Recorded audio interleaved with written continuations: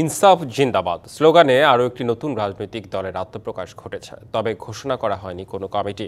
দলটির chairman brigadier general অবসরপ্রাপ্ত মোহাম্মদ শামীম কামালের দাবি, বিভিন্ন শ্রেণী পেশার মানুষদের নিয়ে সাজানো হয়েছে নতুন দলটিকে। অংশ নিতে চায় আগামী নির্বাচনেও।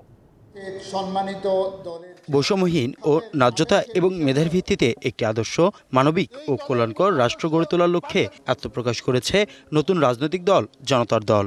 স্লোগান নির্ধারণ করা হয়েছে ইনসাফ জিন্দাবাদ। বৃহস্পতিবার রাজধানীতে এক অনুষ্ঠানে নিজেদের অস্তিত্বের জানান দেয় নয়া দলটি।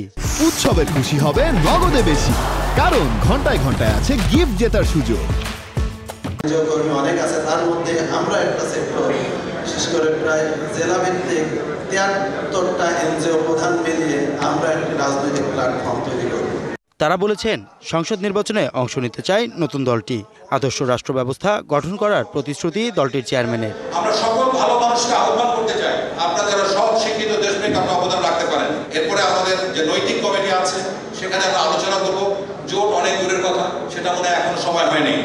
ন্যায্যতা ভিত্তিক রাষ্ট্র গঠনের প্রতিশ্রুতি দিয়ে সামনে এগিয়ে যাওয়ার কথাও জানায় দলটির নেতারা। হাসিব পান্থ, ডিবিসি নিউজ, ঢাকা।